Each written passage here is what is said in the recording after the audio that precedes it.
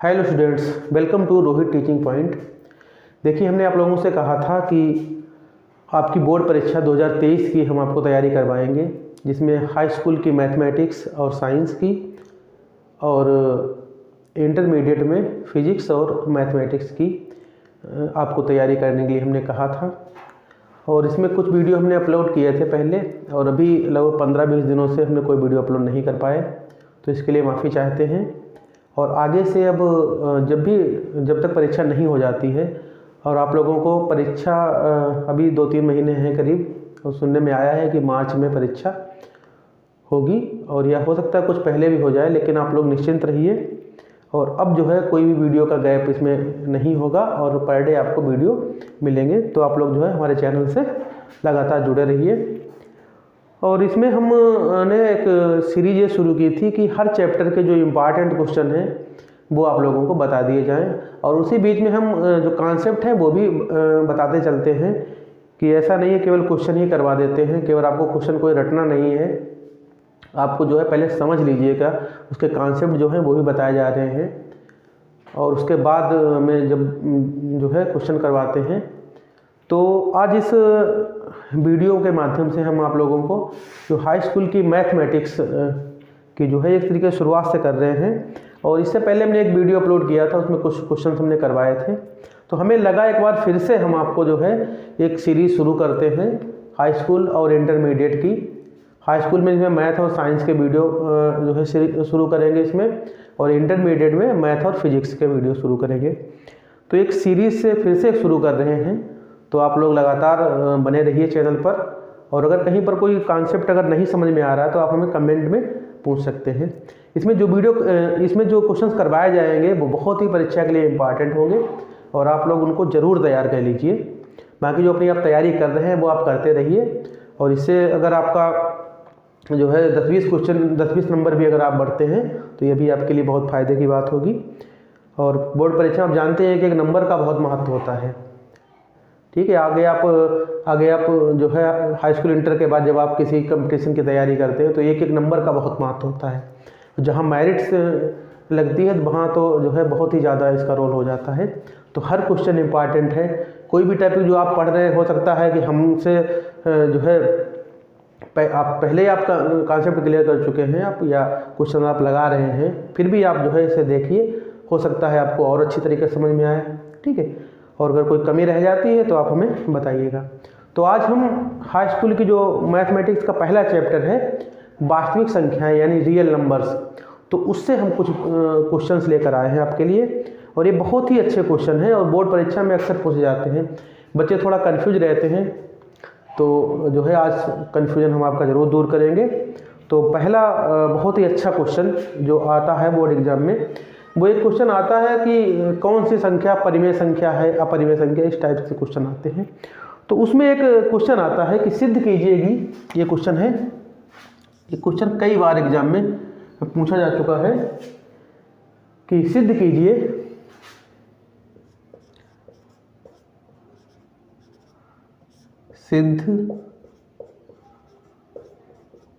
कि √3 एक अपरिमेय संख्या है। अपरिमेय संख्या है, ठीक है। ये क्वेश्चन आता है, सिद्ध कीजिए कि √3 एक अपरिमेय संख्या है। √3 की जगह पर √5 भी हो सकता है, √2 भी हो सकता है, √7 भी हो सकता है। तो सब में एक ही कॉन्सेप्ट यूज होगा। तो सबसे पहले इसका हम एक जो कॉन्सेप्ट है वो आपको बता दें। कॉन्सेप्ट ये है कि कोई भी अभाज्य संख्या यानी प्राइम नंबर किसी के स्क्वायर को डिवाइड करता है तो 100% वो नंबर उस नंबर को भी डिवाइड करेगा जिसके स्क्वायर को वो डिवाइड करता है। फॉर एग्जाम्पल, अगर कोई नंबर 5 है, 5 नंबर अगर किसी के स्क्वायर को डिवाइड कर रहा है, ठीक है, तो 5 नंबर उस नंबर को भी डिवाइड करेगा, ठीक है। जैसे 5 किसके स्क्वायर को डिवाइड करता है, 5 अगर देखा जाए तो अपने स्क्वायर 25 को ही डिवाइड करता है, ठीक है। तो अगर 5 के स्क्वायर को डिवाइड कर रहा है तो 5 को भी डिवाइड करेगा, ठीक है। और 5 किसके स्क्वायर डिवाइड करता है? 5 जो है 20 के स्क्वायर, यानी 20 का स्क्वायर कितना होता है? 400 होता है।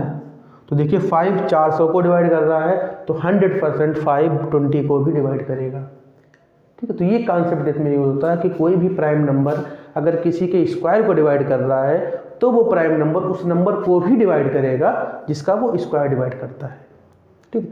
यही एक कॉन्सेप्ट इसमें यूज होगा। अब देखिए सबसे पहले आपको बता दें कि परिमेय संख्याएं क्या होती हैं और अपरिमेय संख्याएं क्या होती हैं। तो वो नंबर जिन्हें हम पी वाई क्यू के फॉर्म में लिख सकते हैं जहां पी और क्यू दोनों ही इंटीजर्स हों और क्यू नॉट इक्वल टू 0 हो, यानी कोई भी नंबर है उसे अगर हम पी वाई क्यू के फॉर्म में लिख सकते हैं तो वो क्या होती है? परिमेय संख्या होती है, जहाँ पी और क्यू दोनों इंटीजर्स होने चाहिए, यानी पूर्णांक होने चाहिए, और जो क्यू है वो नॉट इक्वल टू 0 हो। तो ऐसे नंबर को हम क्या कहते हैं? परिमेय संख्या होती है।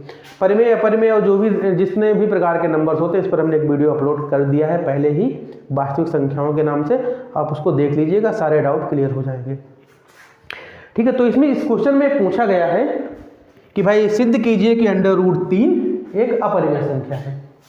तो हम इसका उल्टा मानेंगे, ठीक है। हम मानेंगे कि चलो हम मान लेते हैं कि √3 एक परिमेय संख्या है, और जहां से हमारा कॉन्सेप्ट गलत होगा या जहां से जो हमने माना है वो गलत होगा तो हम कह देंगे कि भाई √3 जो है परिमेय संख्या नहीं है। अब संख्याएं दो ही प्रकार की होती हैं, या तो परिमेय होंगी या अपरिमेय होंगी। अगर भाई परिमेय नहीं है तो वो क्या हो जाएगी? अपरिमेय हो जाएगी, ठीक है। तो यही मानते हैं, ठीक है। इसे हम कंट्राडिक्शन मेथड से, विरोधाभास जो तरीका है उससे हम इसको सिद्ध करते हैं। तो हमने मान लिया, माना √3 एक परिमेय संख्या है, परिमेय संख्या है, ठीक है। अब आप जानते हैं कि परिमेय संख्या है तो उसे हम पी वाई क्यू के फॉर्म में लिख सकते हैं, ठीक है, जहां पी और क्यू दोनों पूर्णांक होते हैं, ठीक है। और एक चीज़ और आपको बता दें, परिमेय संख्या को हम पी वाई क्यू के फॉर्म में तो लिख ही सकते हैं, साथ में पी वाई क्यू हम ऐसे भी फाइंड कर सकते हैं जो इंटीजर्स भी होंगे और एक दूसरे से कोप्राइम होंगे, यानी एक दूसरे के सहअभाज्य होंगे, तो ऐसे भी उन्हें लिख सकते हैं। तो भाई जब √3 हमने परिमेय संख्या मान ली है तो √3 को हम लिख सकते हैं, √3 को हम लिख सकते हैं पी बाई क्यू के फॉर्म में लिख सकते हैं, और जहां पी और क्यू दोनों पूर्णांक तो होते हैं, क्यू नॉट इक्वल टू 0 भी होता है, हम इसे ऐसे भी लिख सकते हैं पी और क्यू दोनों कैसे हैं? परस्पर अभाज्य पूर्णांक हैं, जहां पी और क्यू परस्पर अभाज्य पूर्णांक हैं तथा Q नॉट इक्वल टू 0, ठीक है। P और Q दोनों अभाज्य पूर्णांक हैं और Q नॉट इक्वल टू 0, ऐसा हमने मान सकते हैं हम, ठीक है। अब देखिए √3 इक्वल टू क्या है? P बाई क्यू है। अब इसका स्क्वायर कर दीजिए, ठीक है, या √3 equal to P by Q है, हम यहाँ से P का मान निकाल सकते हैं, P इक्वल टू आ जाएगा √3 इंटू क्यू, ठीक है। P इक्वल टू क्या आ जाएगा? यहाँ पर अपन वन ले सकते हैं, तो P इक्वल टू क्या आ जाएगा? √3 इंटू क्यू हो जाएगा, ठीक है। दोनों ओर वर्ग करने पर, दोनों ओर वर्ग करने पर, ठीक, दोनों वर्ग कर दीजिए तो ये क्या हो जाएगा? p² हो जाएगा। और आपको पता है √3 का हम वर्ग करेंगे, √3 का मतलब क्या हुआ? 3 की पावर 1/2, हाफ पावर, ठीक है, उसका हम स्क्वायर करेंगे तो क्या हो जाएगा? फुल पावर, एक पावर हो जाएगी, तो वही नंबर आ जाता है।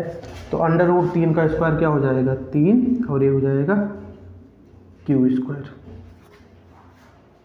ठीक है। तो P² इक्वल टू क्या हो जाएगा? 3 इंटू Q² हो जाएगा, ठीक है। इसका मतलब ये है कि भाई P² जो है वो आ रहा है 3 इंटू Q² के माध्यम से। तो इसका मतलब भाई ये है कि भाई P² का 2 गुणनखंड हो गए, एक हो गया 3 और एक हो गया Q²।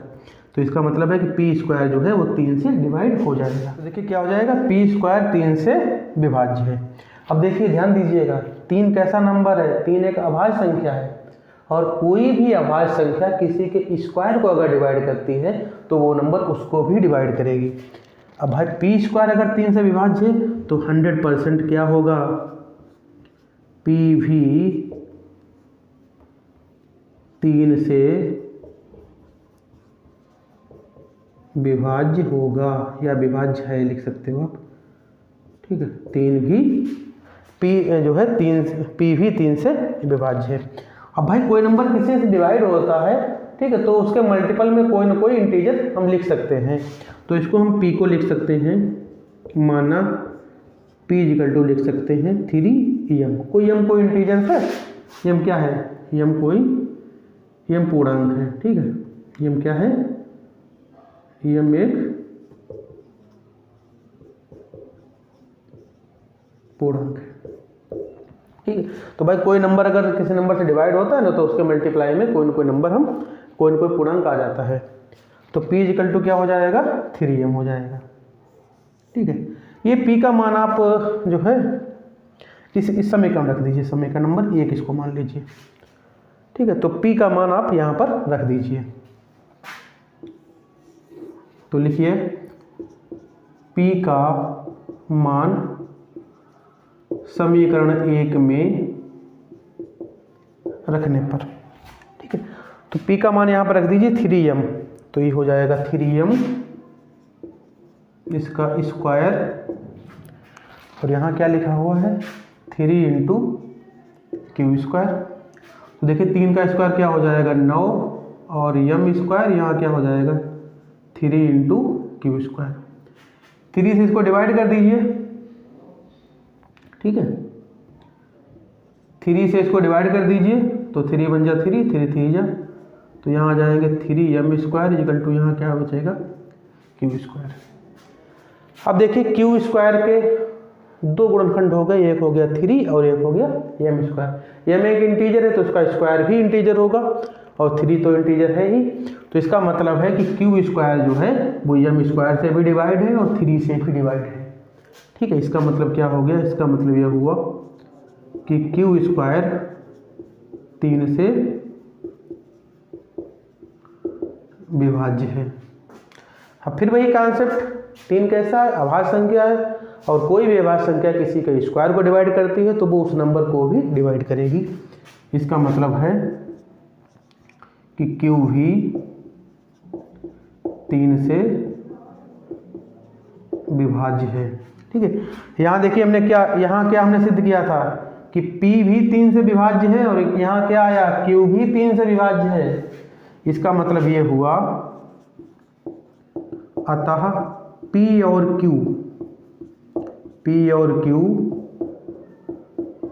दोनों ही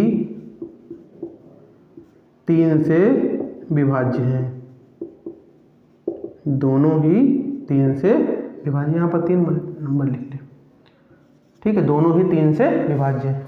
और जबकि हमने यहाँ पर क्या माना था? यहाँ हमने माना था कि जहाँ p और q परस्पर अभाज्य हैं, यानी ऐसा कोई नंबर नहीं है जो p और q दोनों को डिवाइड कर दे बन के अलावा, ठीक। अभाज्य संख्या परस्पर अभाज्य कौन सी होती हैं? जिनका कोई उभयनिष्ठ गुणनखंड ना हो बन के अलावा, यानी केवल बन ही ऐसा नंबर मिले जो दोनों को डिवाइड कर दे। लेकिन यहाँ पर देखिए क्या हो रहा है, यहाँ पर एक नंबर ऐसा हमें मिल गया है 3, जो p और q दोनों को ही विभाज्य कर रहा है, ठीक है। p और q दोनों ही 3 से विभाज्य हैं। इसका मतलब ये हुआ, अतः p और q परस्पर अभाज्य नहीं है, अभाज्य नहीं है, ठीक है। और जब हम क्या मान चुके थे? हम मान चुके थे p और q परस्पर अभाज्य हैं, ठीक है। और यहाँ क्या निकल गया? p और q परस्पर अभाज्य नहीं है। इसका मतलब क्या है कि हमने जो माना वो गलत है, जो दिया गया है वही सही है, ठीक है। अतः हमने जो माना वह गलत है या सही नहीं है, वह सत्य नहीं है, वह सत्य नहीं है। और हमने क्या माना था? हमने माना था कि √3 कैसी है? परिमेय संख्या है, यानी √3 जो है वो परिमेय संख्या नहीं है। तो तो लिख लीजिए, अतः √3 एक परिमेय संख्या नहीं है। ठीक है, अब जब परिमेय नहीं है तो क्या है, अपरिमेय है। अतः √3 एक अपरिमेय संख्या है। ठीक है, तो ये भाई पूरी कहानी है इसकी। ये क्वेश्चन किसी भी टाइप से आ सकता है। ये क्वेश्चन √3 के लिए भी आ सकता है, √2 के लिए भी आ सकता है, √5 के लिए भी आ सकता है। तो कोई भी अभाज्य संख्या लिखी हो अगर √ में, ठीक है, तो वो क्या होगी, हमेशा एक अपरिमेय संख्या ही होगी। तो ऐसी कोई भी नंबर आ जाए आप इसके लिए ऐसे ही प्रूव कर सकते हैं, चाहे वो √2 के लिए आए, √3 के लिए, √5 के लिए, √7 के लिए। ठीक है, तो ऐसे किसी भी नंबर के लिए आए आप इसे ऐसे ही प्रूव कर सकते हैं। ठीक, बिल्कुल सेम कॉन्सेप्ट यही होगा। ठीक है, आप लोग इसे नोट कर लीजिए अच्छी तरीके से, बहुत ही इंपॉर्टेंट क्वेश्चन है, बोर्ड एग्जाम में बहुत बार ये पूछा गया है। और आप एक बात सुन लीजिए, ये जो है लॉन्ग क्वेश्चन में आता है। ठीक है, जो लॉन्ग टाइप के लॉन्ग जो नंबर क्वेश्चन आते हैं उनमें ये पूछा जाता है। बहुत ही अच्छा होता है, बच्चे अक्सर कंफ्यूज रहते हैं क्या करें क्या ना करें, तो आपको यही कहीं कॉन्सेप्ट आपको यूज करना है। ठीक है, बस 2 चीज़ें ध्यान रखनी है, यहाँ पर आपको स्क्वायर करना है। ठीक, कोई नंबर किसी डिवाइड होता है तो उसके मल्टीप्लाई में कोई ना कोई हम इंटीजर लिख सकते हैं। ठीक है, तो इस तरीके से इतना तो आपको ध्यान रखना है। जहाँ हमारा जो हमने माना है जहाँ वो गलत हुआ भाई तुरंत आप लिख दिए, भाई जो हमने माना वो सही नहीं है, जो दिया गया है वही सही है। क्या दिया गया, अपरिमेय संख्या तो नहीं है, अपरिमेय संख्या ही है। ठीक है, इसे नोट कर लीजिए, आप नोट कर लीजिए।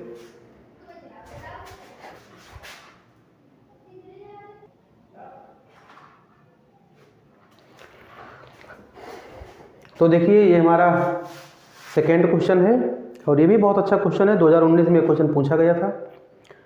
कह रहे हैं कि 2 प्लस, सिद्ध कीजिए कि 2 + √3 एक अपरिमेय संख्या है।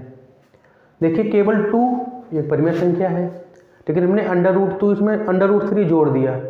अभी हमने प्रूव किया था कि √3 जो है एक अपरिमेय संख्या है। अब देखिए किसी भी परिमेय संख्या में अगर हम अपरिमेय संख्या जोड़ते हैं या घटाते हैं तो वो अपरिमेय संख्या ही रहती है। ठीक है, तो अब हमें प्रूव करना है ये कैसी अपरिमेय संख्या है। तो इसमें भी हम कंट्राडिक्शन मेथड अपना यूज करेंगे।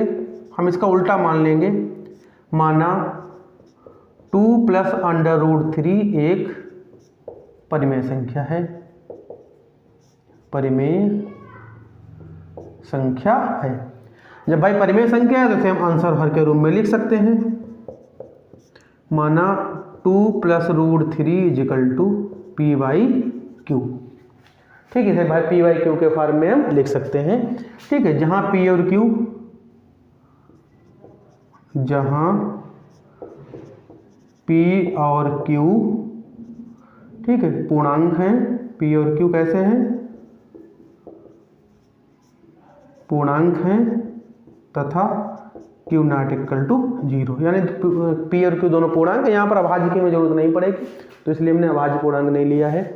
तो p और q दोनों पूर्णांक हैं और q ≠ 0 है। ठीक है, क्योंकि हर में हम 0 नहीं ले सकते हैं। तो भाई ये क्या है, एक परिमेय संख्या है, हमने मान लिया भाई ये परिमेय संख्या है। ठीक है, अब देखिए 2 को आप उधर भेजिए तो यहाँ क्या बचेगा, √3 = क्या बचेगा, p/q और -2। ये प्लस के 2 है, इधर जाएं कैसे हो जाएंगे, -2। अब देखिए भाई p/q हम क्या मान चुके थे, परिमेय संख्या। ये क्या है, परिमेय संख्या। ठीक है, और 2 तो हमें पता है कि परिमेय संख्या होती है। अब ये भी परिमेय संख्या है और ये भी परिमेय संख्या है। तो आप जानते हैं कि 2 परिमेय संख्याओं की गुणा, 2 परिमेय संख्याओं का जोड़, 2 परिमेय संख्याओं का घटाना और 2 परिमेय संख्याओं का भाग भी अगर आप 0 से भाग नहीं कर रहे तो हमेशा ये सब क्या होते हैं, परिमेय संख्याएं होती हैं। तो 2 परिमेय संख्या अगर आप जोड़ते हैं तब भी एक परिमेय संख्या आती है, एक परिमेय संख्या से एक परिमेय संख्या घटाते हैं तब भी परिमेय संख्या आती है। अब देखिए जरा, p/q हम परिमेय संख्या मान चुके हैं, p/q क्या मान चुके हैं, परिमेय संख्या मान चुके हैं। ठीक है, और 2 पता है हमें परिमेय संख्या है, तो 2 परिमेय संख्याओं का अंतर भी परिमेय संख्या होता है। ठीक है, 2 परिमेय संख्याओं का अंतर भी परिमेय संख्या होता है। अब देखिए ये भी परिमेय संख्या, ये भी परिमेय संख्या, तो इसका मतलब ये हुआ कि P/Q ये भी परिमेय संख्या और -2 ये भी परिमेय संख्या बराबर क्या होगी, एक परिमेय संख्या। ठीक है, ये परिमेय संख्या होगी एक। अब P/2 -2 ये किसके बराबर है, √3 के बराबर है। इसका मतलब है कि √3 बराबर क्या होगी, एक परिमेय संख्या। ठीक है, अब इसका मतलब ये जो हमने माना है इसकी वजह से क्या निकल गया, इसकी वजह से निकल आया कि √3 बराबर एक परिमेय संख्या है। लेकिन हम जानते हैं कि √3 क्या है, परिमेय संख्या नहीं है। √3 बराबर क्या आया, परिमेय संख्या आ गई। ठीक है, जो कि सत्य नहीं है, जो कि सत्य नहीं है। ठीक है, अब हमने बताया जहां से भाई हमारी बात असत्य हो, यानी जो हमने माना था जैसे ही वो अगर वो गलत हो, तुरंत आप बता दीजिए भैया हमसे गलती हो गई है, जो हमने माना है वो गलत है, जो दिया गया है वही सही है। ठीक है, तुरंत अपनी आप गलती मान लीजिए भैया ये सही नहीं है। ठीक है, अतः हमने जो माना वह सत्य नहीं है, वह सत्य नहीं है, यानी वो गलत है। जो हमने माना वो गलत है। हमने क्या माना था, हमने भैया माना था कि 2 + √3 एक परिमेय संख्या है।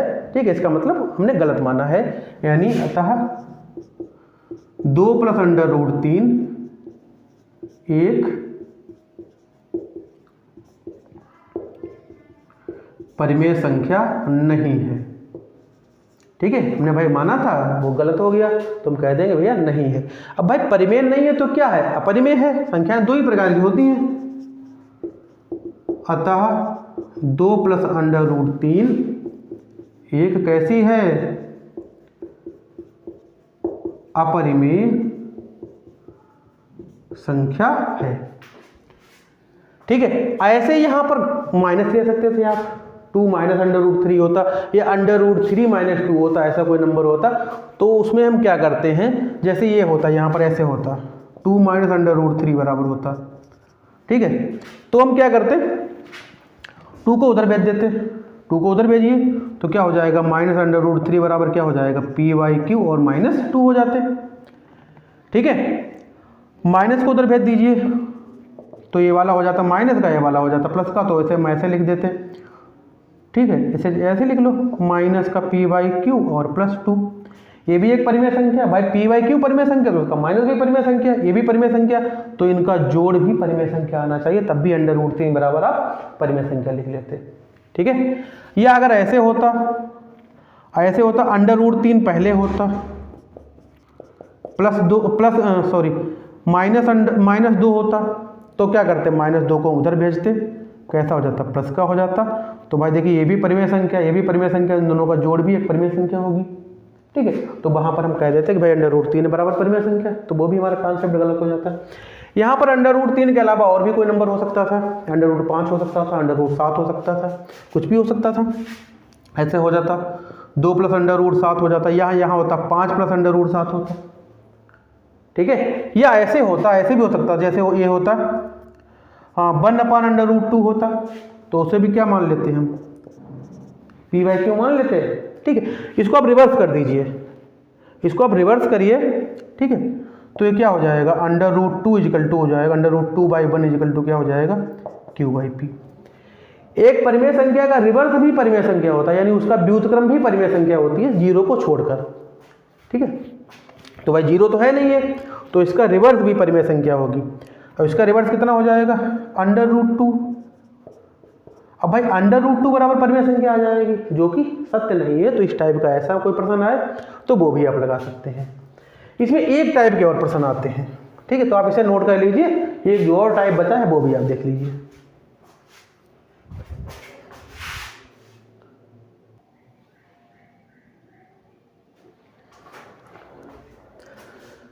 तो देखिए ये हमारा इस टॉपिक का लास्ट क्वेश्चन होगा। तो तो आप इसको भी देख लीजिए। पहले में हमने दिखाया था कि इनको प्रूव किया था √3 √5 इस टाइप के नंबर। फिर हमने एक परिमेय और अपरिमेय संख्या का जोड़ घटाना लेके देखा, गुणा भी ले सकते हैं आप। अब इस थर्ड वाले टॉपिक में हमने क्या किया है, दोनों ही अपरिमेय संख्याएं ली है। तो देखिए दो अपरिमेय संख्याओं का जोड़ और घटाना हमेशा अपरिमेय संख्या होती है, लेकिन दो अपरिमेय संख्याओं का गुणा कभी कभी परिमेय संख्या भी होती है, ध्यान रखिएगा, ठीक है। तो गुणा अगर है तो कभी कभी हो सकता, हमेशा नहीं होता है। आप जैसे √3 है तो √3 के √3 से गुणा करिए तो वो क्या आ जाएगा, 3 आ जाएगा, वो एक परिमेय संख्या हो जाती है, ठीक है। लेकिन दो अपरिमेय संख्याओं का जोड़ और घटाना, ठीक है। जोड़ अगर आप देखिए, जोड़ में जैसे आप अगर कट रहे हैं वो तो अलग की बात हो जाती है, 0 आ जाए वो तो अलग की बात होती है, लेकिन वैसे जोड़ या घटाना में क्या होता है, हमेशा अपरिमेय नंबर ही आएगा। तो इसको भी उसी मेथड से हम लगाते हैं। हमने मान लेते हैं, माना √3 प्लस √5 एक परिमेय संख्या है। हमने मान लिया एक परिमेय संख्या है, ठीक। तो जब भाई परिमेय संख्या है तो उसे हम लिख सकते हैं, किस फॉर्म में लिख सकते हैं, P/Q के फॉर्म में लिख सकते हैं। जहाँ P और लिख दीजिए चाहे फिर से एक बार, जहाँ P और Q दोनों पूर्णांक हैं तथा Q ≠ 0, ठीक है। तो यहाँ से एक काम करिए कि √3 प्लस √5 इक्वल टू क्या है, P/Q। एक इंटीजर, एक जो है अपरिमेय संख्या यहाँ रोक लीजिए, एक आप उधर भेज दीजिए, तो कोई एक आप रोक सकते हैं। जैसे हमने √3 इधर रोक लिया, ठीक है, √5 को उधर भेज दीजिए, तो क्या हो जाएगा, P/Q माइनस √5, ये हो जाएगा, ठीक है। यहाँ तक क्लियर है। अब आप क्या करिए, दोनों ओर वर्ग कर दीजिए,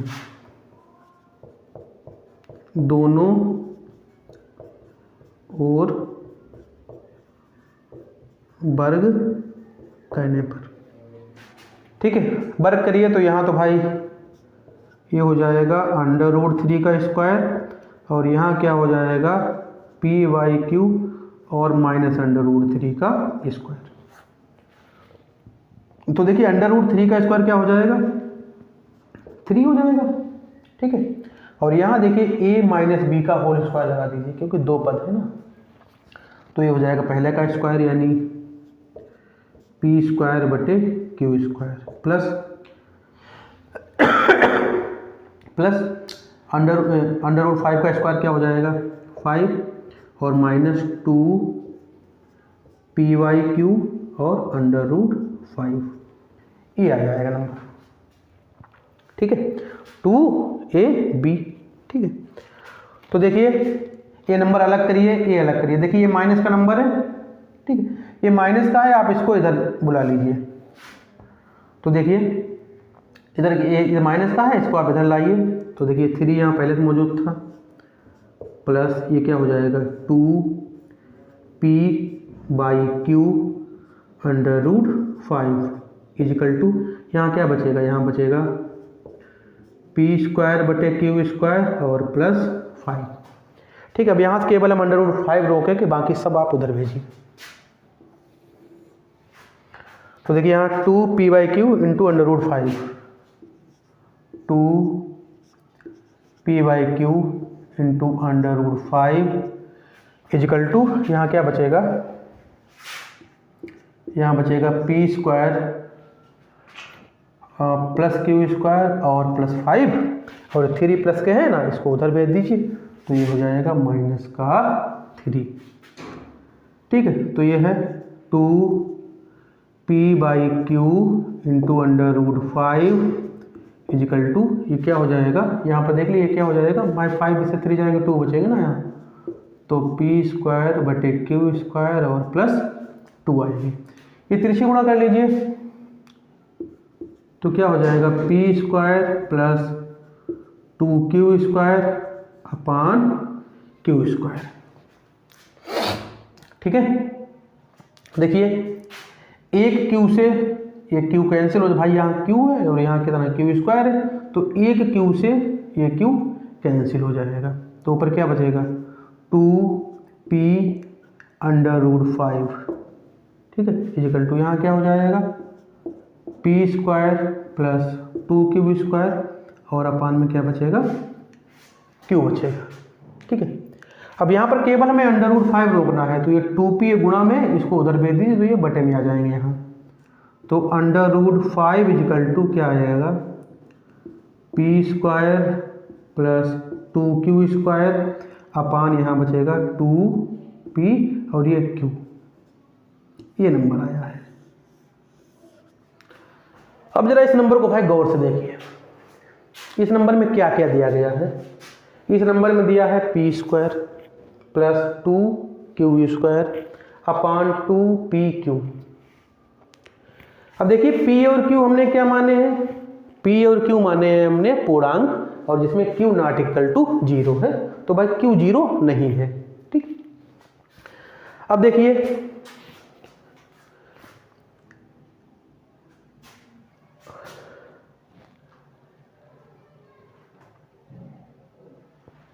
अब ध्यान दीजिए भाई जरा कि p और q दोनों पूर्णांक हैं, तो जो p और q पूर्णांक हैं तो भाई इनकी गुणा भी एक पूर्णांक ही होगी जिसमें q नॉट इक्वल टू 0 है, ठीक है। तो p स्क्वायर और प्लस 2q स्क्वायर ये भी एक क्या है पूर्णांक होगा भाई, कोई ना कोई भाई, किसी भी पूर्णांक को 2 से गुणा करेंगे तो भी पूर्णांक रहेगा, इसका स्क्वायर करेंगे तब भी पूर्णांक रहेगा, तो p स्क्वायर ये भी पूर्णांक है, ठीक है, q स्क्वायर ये भी पूर्णांक है, तो 2q स्क्वायर ये भी पूर्णांक होगा, तो ये एक पूर्णांक हो जाएगा, और भाई दो तो पूर्णांक है ही, pq भी एक पूर्णांक है तो ये भी पूर्णांक हो जाएगा ना। अब देखिए p square plus 2q square एक पूर्णांक है, एक क्या है पूर्णांक है, तथा 2pq भी एक पूर्णांक है, ठीक है। इसका मतलब भैया क्या हुआ कि ये भी पूर्णांक है और ये भी पूर्णांक है, इसका मतलब क्या हुआ कि ये दोनों पूर्णांक है, यानी ये अंश और हर दोनों ही पूर्णांक है, और इसके किसके बराबर है अंडर रूट 5 के बराबर है। इसका मतलब है कि ये वाली भी एक क्या है परिमेय संख्या है। अतः p square plus 2q square upon 2pq बराबर अंडर रूट 5 बराबर क्या आ गई एक परिमेय संख्या, ठीक है। और जो कि भैया सत्य नहीं है, अंडर रूट 5 क्या है परिमेय संख्या नहीं है, लिख दीजिए जो कि सत्य नहीं है, ठीक है। अतः हमने जो माना वह सत्य नहीं है, ठीक है। अतः हमने क्या माना था, हमने माना था 3 प्लस अंडर रूट 5 एक परिमेय संख्या है, अतः 3 प्लस अंडर रूट 5 एक परिमेय संख्या नहीं है। जब परिमेय नहीं है तो क्या है अपरिमेय है, या अंडर रूट 3 यहाँ पर under root 3 plus under root 5 एक कैसी है अपरिमेय संख्या है, ठीक है। तो इसका मतलब ये हुआ कि भाई ये इसमें जो है ये विरोधाभास जो है एक हो जाता है, और जो हम मानते हैं वो गलत आ जाता है, और गलत आएगा ही क्योंकि हम गलत मान रहे हैं। मैथ में जो चीज़ सही है वही सही होती है। तो इस वीडियो के माध्यम से हमने 3 टाइप के आपको क्वेश्चन बताए हैं, और यकीन मानिए कि बोर्ड परीक्षा में इन 3 में से एक टॉपिक 100% पूछा ही जाता है, ठीक है। तो आप लोग जो है इसे आप अच्छी तरीके से समझ लीजिए। कहीं पर अगर कोई चीज़ नहीं समझ में आ रही है तो आप जो है कमेंट करके हमसे पूछ सकते हैं। और अब जो है वीडियो पर डे आपको मिलते रहेंगे, मैथ और साइंस दोनों के ही, तो आप लोग जो है लगातार वीडियो इस चैनल पर बने रह सकते हैं, ठीक है। कोई चीज़ नहीं समझ में आ रही तो आप हमें कमेंट में ज़रूर पूछिएगा। वीडियो देखने के लिए आपका बहुत बहुत धन्यवाद। Thank you very much.